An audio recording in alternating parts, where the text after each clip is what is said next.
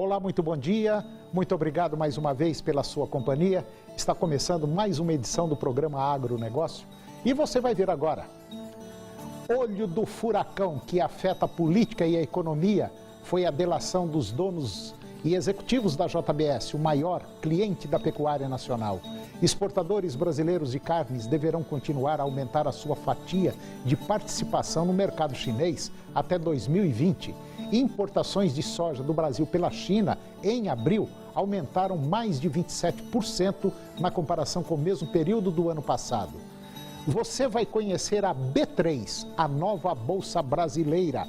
China reduz imposto sobre importação de soja e BRF desconhece qualquer relação ou envolvimento dos seus ex-conselheiros de administração com o grupo JBS. O agronegócio está começando.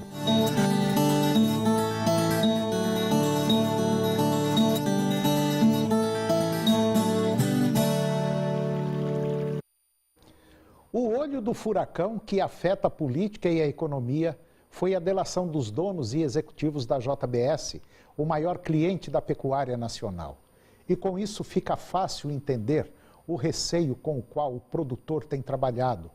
Os fazendeiros não têm assumido o risco da venda a prazo, que sempre existe em determinado grau, mas é amplificado pelas incertezas. O cenário geral de oferta de boiadas, mesmo com prolongamento das chuvas em diversas regiões, já vinha crescente há algumas semanas. Agora, com os vendedores focando os negócios em menos empresas, ao evitar a JBS, as programações estão confortáveis e há pressão forte de baixa. Para o curto prazo, a expectativa é de manutenção de testes pelos compradores, embora a pressão já tenha sido maior no início da semana. Como dentro da fazenda, cada caso é um caso, seja em necessidade de capital ou em situação de pastagem, a recomendação mais geral é distribuir as vendas entre mais compradores vendendo lotes menores e, de preferência, à vista. Os exportadores brasileiros de carnes deverão continuar a aumentar a sua fatia de participação no mercado chinês até 2020, principalmente nas vendas de carne bovina.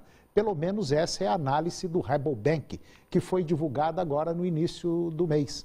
No segmento de aves, o Brasil deverá enfrentar o aumento da concorrência com os Estados Unidos no mercado chinês, à medida que os casos de gripe aviária vão sendo resolvidos no país norte-americano. Espera-se que o mercado de aves seja equilibrado com exportações contínuas de carne de peito processada e importações principalmente de asas e pés, especializado no agronegócio. O Brasil também deve continuar elevando a sua exportação de carne suína para a China, impulsionado principalmente pelo baixo custo de produção da carne brasileira.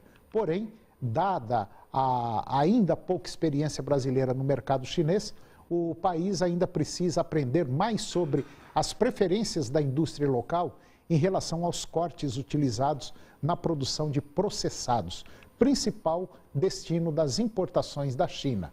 É o que aponta o Rabobank. E as importações de soja do Brasil pela China no mês passado, abril, aumentaram 27,7% na comparação com o mesmo período do ano passado, para 6 milhões de toneladas, em um ano em que os brasileiros iniciaram a colheita de forma antecipada, de acordo com dados do governo chinês, que foram divulgados na semana passada.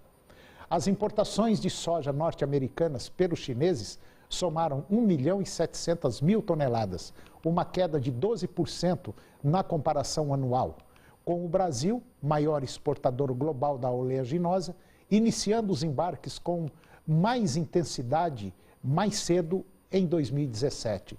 E no acumulado do ano, as importações de soja brasileira pela China, que é o maior importador global, somaram 8.800.000 toneladas, uma alta de 27%.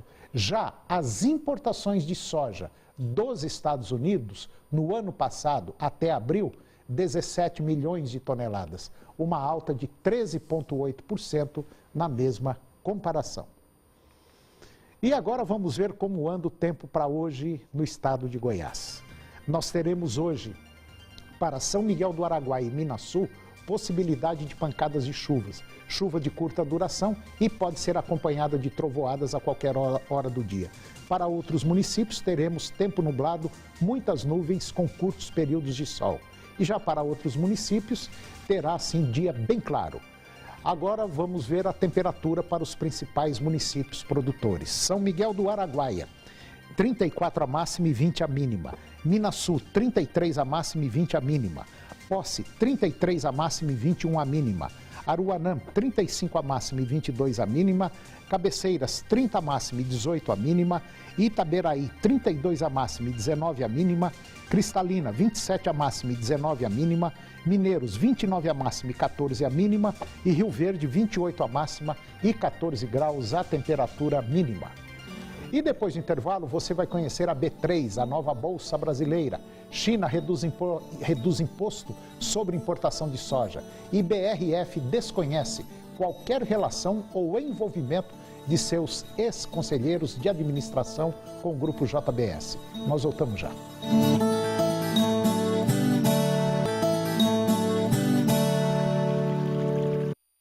Eu vou conversar agora com Guido Juliano Martins Araújo. O Guido ele é agrônomo, perito ambiental e gestor de empresas. E nós vamos falar sobre um tema interessantíssimo: direitos de propriedade intelectual. Guido Juliano, bom dia. Bom dia, Antônio. Tá tudo bem? Tudo bem. Entre mortos e feridos, está salvando alguma coisa? O agronegócio, ele sobrevive até isto que está acontecendo. Não está fácil não, né? Não está fácil. Agora, direitos de propriedade intelectual, nome bonito, né? Muito bonito. O que é isso aí, Guido? No nosso caso, na agricultura, é o que se assiste grandes empresas, grandes laboratórios, promovendo cruzamentos de plantas para serem resistentes ou tolerantes a herbicidas, a insetos e aí se forma o chamado direito de propriedade intelectual, que faz com que essas empresas faturem bilhões e bilhões de dólares, levando um marketing maravilhoso. Porém, na prática, isso tem os seus detalhes, os seus pormenores e sua face sombria. Quer dizer, resumindo tudo que você falou, é vendido uma bela de uma imagem, a hora que você desembala, geralmente não dá aquilo que está escrito, né? Exatamente. Nós olhamos, no caso da soja, muitos cruzamentos, sojas transgênicas resistentes a herbicida e resistente a ataque de insetos, mas o que essas empresas preconizam mesmo, o que elas querem é faturar. Elas vendem uma semente mais cara por ser transgênica e ter essas resistências e atrelam a isso a venda de inseticidas ou de herbicidas e vendem esse pacote para o agricultor. Mas a natureza está ressentindo bastante. Nós temos como exemplo, Antônio, no Canadá, quando eles criaram essa planta chamada canola, que na realidade é uma planta derivada de uma planta que existia na natureza chamada colza, mas extremamente tóxica. Tinha um ácido, ela tem um ácido chamado ácido erússico, que é muito tóxico. E eles fizeram esse cruzamento, tiraram a grande quantidade de ácido erússico e fizeram esse óleo de canola. A canola é uma sigla americana, uma sigla, aliás, canadense, que é um óleo canadense, o Canadian Oil. E hoje eles vendem para nós usarmos na cozinha, mas são sementes geneticamente modificadas e também resistentes a vários tipos de herbicidas.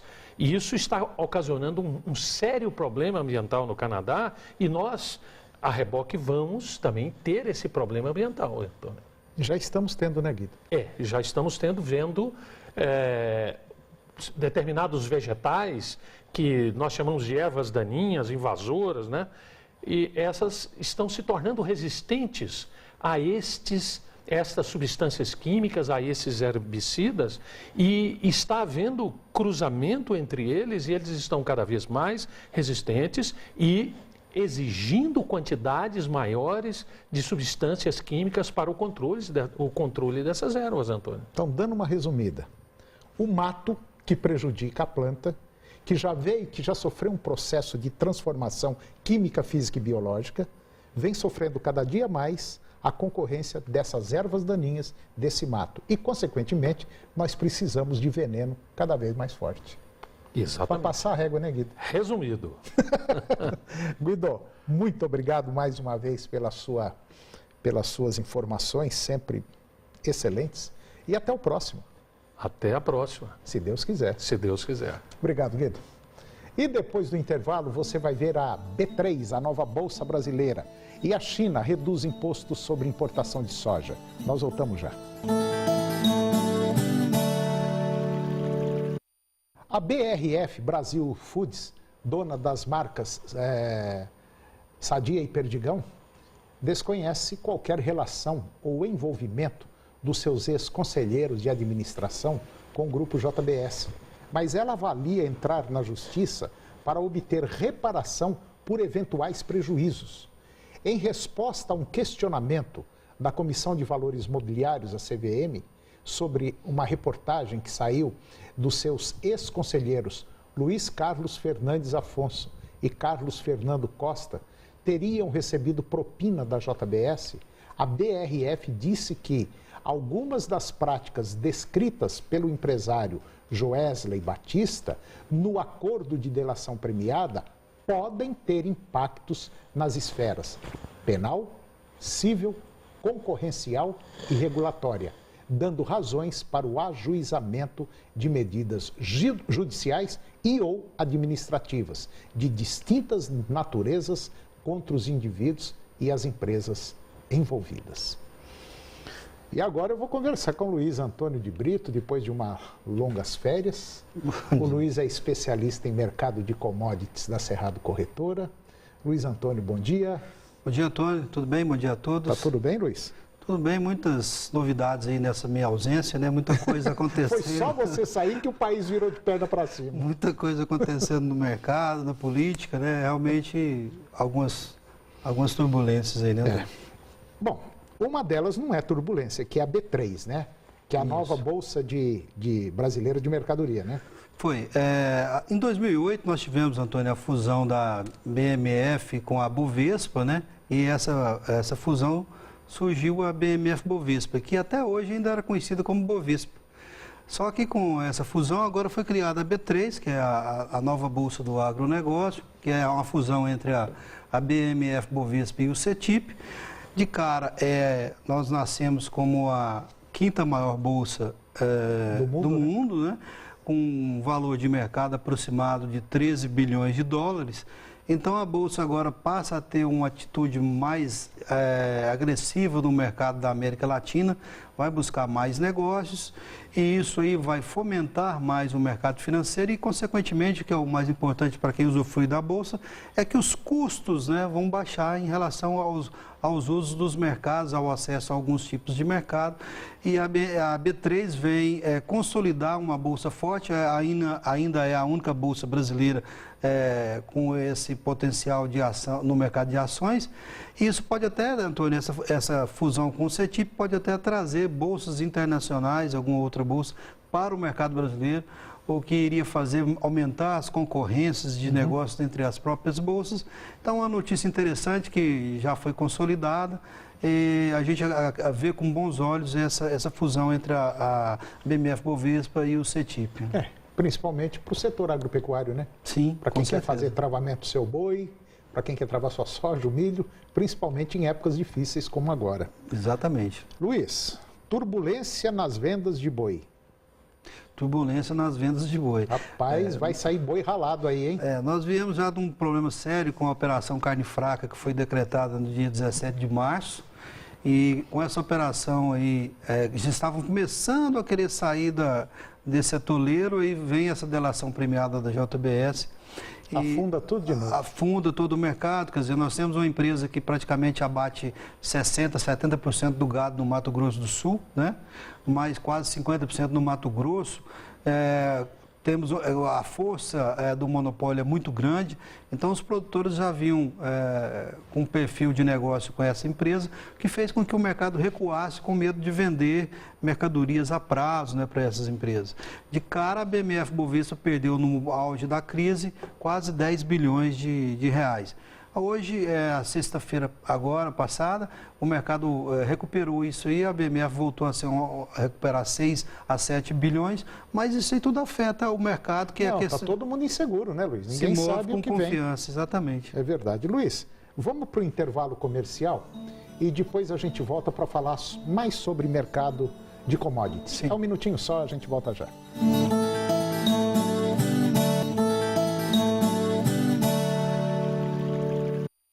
Eu estou de volta conversando com Luiz Antônio de Brito, especialista em mercado de commodities da Cerrado Corretora. E agora nós vamos falar de leilões. Leilões do PEPRO, PEP e opção da Conab, né, Luiz? Sim, nós tivemos aí 3 leilões realizados pela Companhia Nacional de Abastecimento.